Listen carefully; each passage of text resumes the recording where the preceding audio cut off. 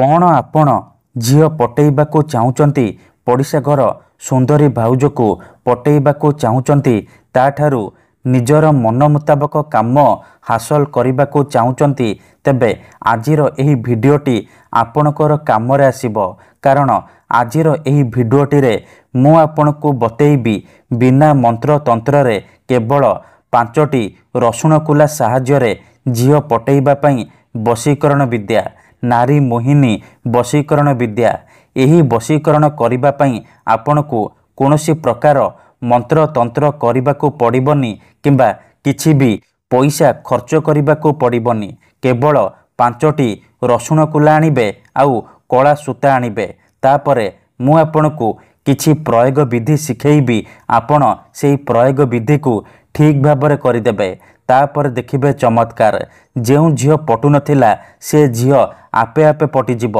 जेउ विवाहिता नारी आपण को भाव देउ नथिला सीए निजे फोन करिबो हाथ धरिकी घर को डाकिबो जहा चाहिबे ताहा करिबो।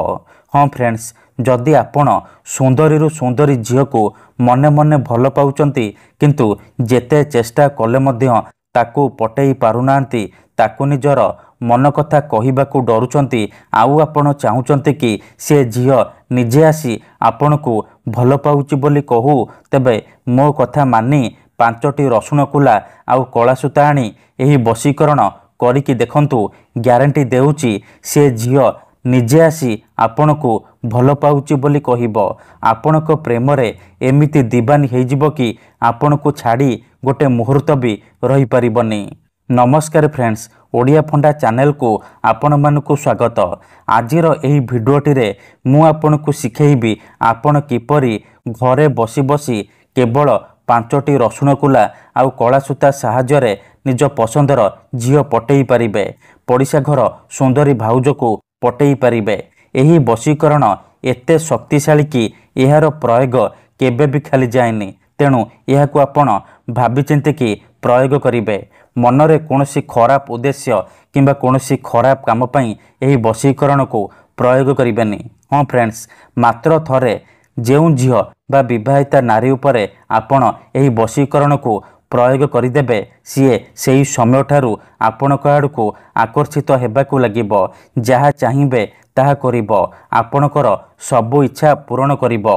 हाँ फ्रेंड्स, केते थर एमिति हेइथाय कि आमे जेउ झियो को भल पाऊ सीए आमको भल पाएनी अन्य काहाकू भल पाए आउ आमे ता पछरे गोड़े गोड़े निजर सबु समय सारी देउ किंतु से झियो को पटेई पारुनी। जदि आपण भी एहीपरि परिस्थिति रे पड़िचंती जेते चेष्टा कले मध्य निज पसंदर से झियो को पटेई पारुनांती तेबे मो कथा मानी 5टी रसुण कुला आनी आजिर एही वशीकरण करिकी देखंतु ग्यारंटी देउची से झियो जेते दूर रे थिले मध्य निजे आसीबो आपणकर पाद तले पड़िबो आपण को भल पाउची बोली कहिबो।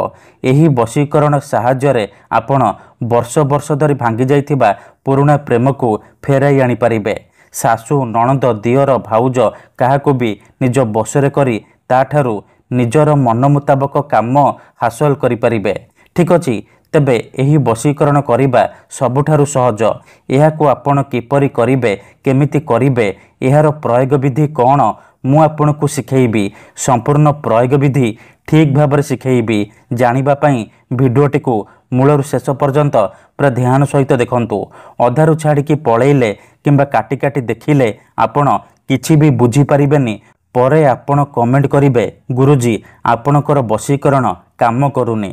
देखंतु मु आपणकू सबु भिडियो रे कहूची जेउ परि आपण भगवान को मानुचंती भगवान को ऊपर विश्वास रखिचंती निजर सबु दुख कष्ट असुविधा भगवान को जणाउचंती जदि से असुविधार समाधान न हैला तार माने नुह कि भगवान नांती सेही परि मंत्र तंत्र हुए वशीकरण काम करे किंतु एहाकू आपणकू सिद्ध करिबाकू पड़िबो प्रयोग विधि को ठीक भाबरे करिबाकू पड़िबो।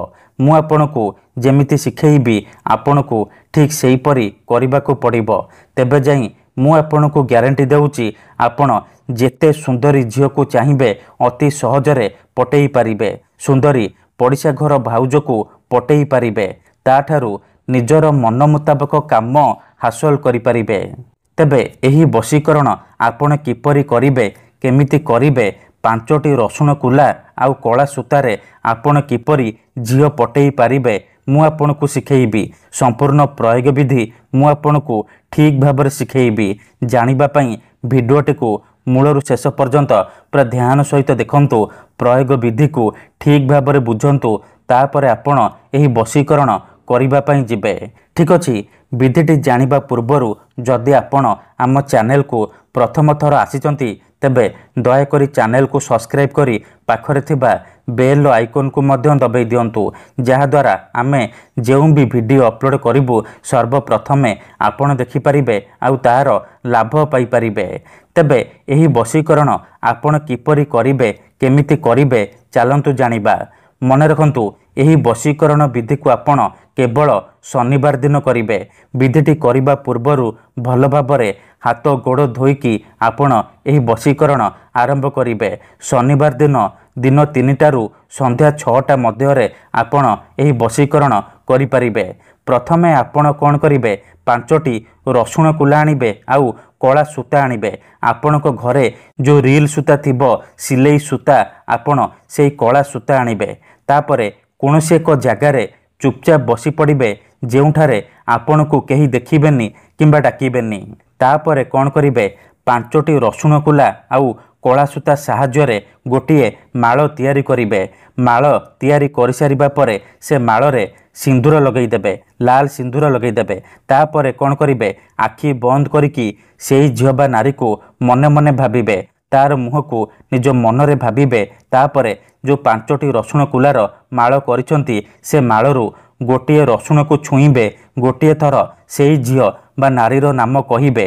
ଏହିପରି ଆପଣ ଗୋଟେ ଗୋଟେ କରି 5ଟି ରସୁଣ କୁଲା ଛୁଇଁବେ, 5 ଥର ସେ ଝିଅ ବା ନାରୀର ନାମ କହିବେ ଯାହାକୁ ଆପଣ ନିଜ ବଶରେ କରିବାକୁ ଚାହୁଁଛନ୍ତି। ଏହିପରି ଆପଣ 5 ଥର କରିସାରିବା ପରେ କ'ଣ କରିବେ, ସେ ରସୁଣର ମାଳରେ 3 ଥର ଫୁଙ୍କି ଦେବେ।